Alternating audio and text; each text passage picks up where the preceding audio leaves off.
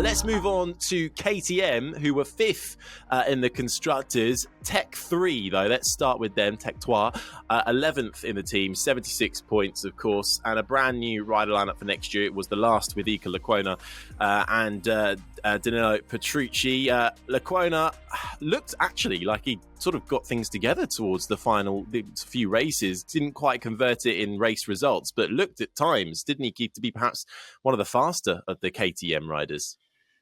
Tough year for Hervé Poncharal and Guy Coulon. I've got to say, Tech 3, the two main protagonists behind it, Poncharal and Coulon, are brilliant people.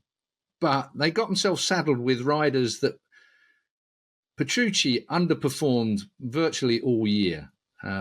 He obviously, in the end, was going to the Dakar. He'd made that decision, and his performances were very bad. So from a team's perspective, they were stuck with Petrucci for the rest of the year. Petrucci was in retirement mode from fairly early on, and his performances were below par, by miles below par, by his own standards, let alone anything else. So I feel a bit for Tech 3. Lecuona, I feel a bit for Lecuona because he's found himself not where he needs to be either, because he did have some reasonable rides.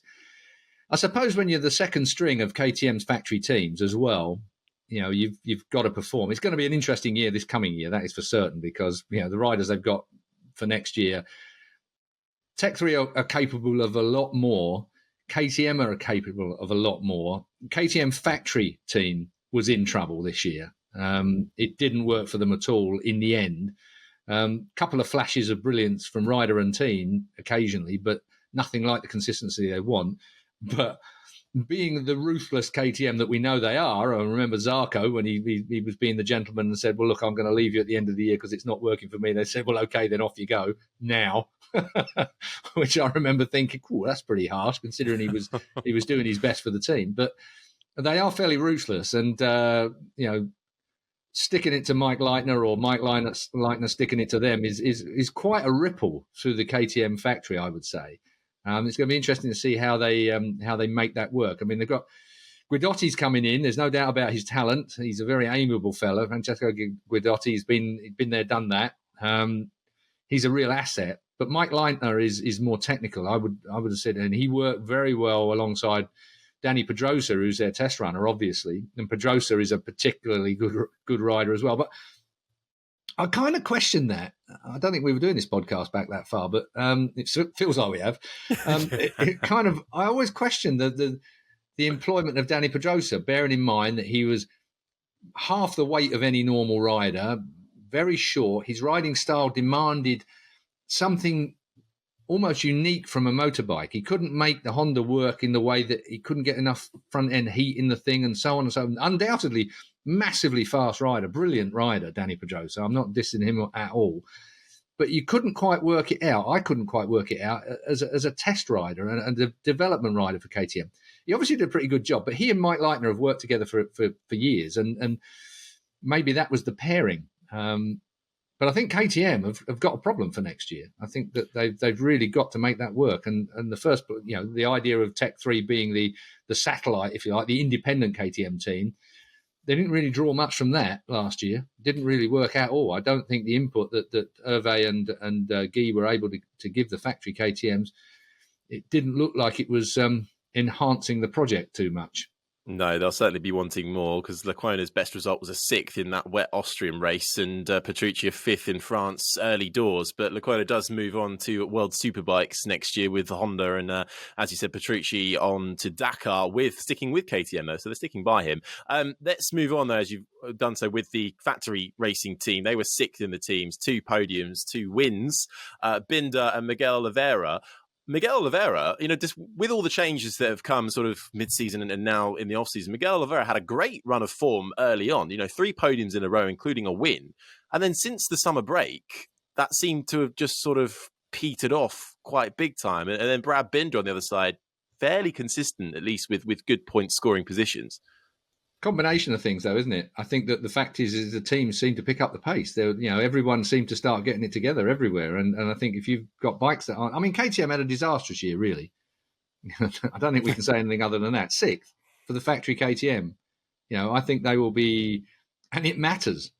for the manufacturer is more interested in the manufacturer titles than they are in the riders' titles. And I think that KTM haven't got much bang for their buck, Pete. I mean, you've got to imagine that this whole change with Mike Leitner, I mean, we don't know the reasons for it. KTM, they don't want to say anything bad about Mike. I mean, he helped them set up the team. But you've got to believe that this, as you say, the performance of Oliveira, maybe the lack of... I think they expected a title challenge, didn't they? Let's put it that way. After last season, winning 3 races, they thought, right, we take the next step now and we fight for the World Championship. And instead, I mean, they were never really in that fight. They had this strange season, didn't they, where they started off badly. They had a few good races in the middle. Those 3 races by Oliveira, second, first, second, or something, and then it dropped away again, which is really, usually you get a team sort of gets better as the year goes on, or they go downhill if you're Zarco or something, but not sort of in the middle and then down without an injury or anything. I mean, I know Oliveira hurt his hand, but I mean, as you say, I think he scored 76 points more in the first half of the season than he did in the second. I mean, it was a huge drop, and I think it's got to be a concern for them. They've got to try and understand why. Brad Binder was held back by his qualifying, really, wasn't he? I don't think he was barely in the top 6 on the grid. And so, he made the step forward, if you like, from his rookie year in terms of the championship.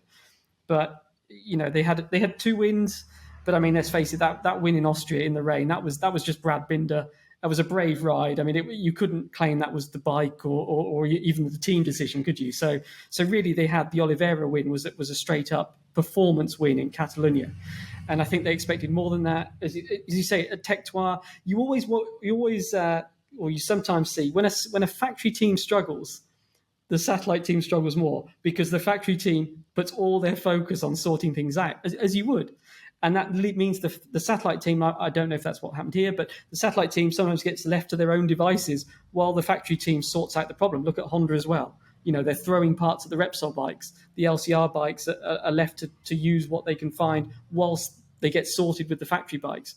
And maybe that's what happened here. I mean, Petrucci, his size never fitted with the KTM. The fairing was always the wrong size. I don't know why it was homologated, because they were allowed to homologate a new fairing this year of a size that was too small for him. And I think that, he just never fitted the bike, and that was that. I mean, we saw, as you say, Harry, 5th in the rain. He proved he could still ride in the wet, but in the dry, it was never really happening for him. And Lecona just seemed, you mentioned the falls earlier, he fell more times than any other rider. He seemed desperate to try and impress, probably quite reasonably. He knew his ride was on the line. And as it turned out, it was too late for him to impress enough to stay in MotoGP. So a difficult year for all of the KTMs, as you say, and next year will be a big year. And with these big changes in the management as well, it'll be interesting to see what happens there. Guidotti, remember, he's not just, he's brought through a lot of riders from Pramac to the factory team. Now, was that something that KTM were really interested in? Andrea Iannone, Bagnaia, Miller, Petrucci, all of them came from Pramac, went to the factory team and won races. Are they looking at their factory riders, particularly Oliveira, and thinking, we're not getting the most out of him here, and we need someone, maybe Guidotti will be better at understanding what the riders need. We don't know the exact reasons, but certainly that's possible, I think. Well, certainly, I think it's fair to say KTM not happy with their season at all. Binder 6th in the standings, the best of them all. Oliveira down in 14th, 94 points to his name, 151 for Binder. Moving on to 4th in the constructors, shall we? And Honda, and let's go with LCR Honda first of all.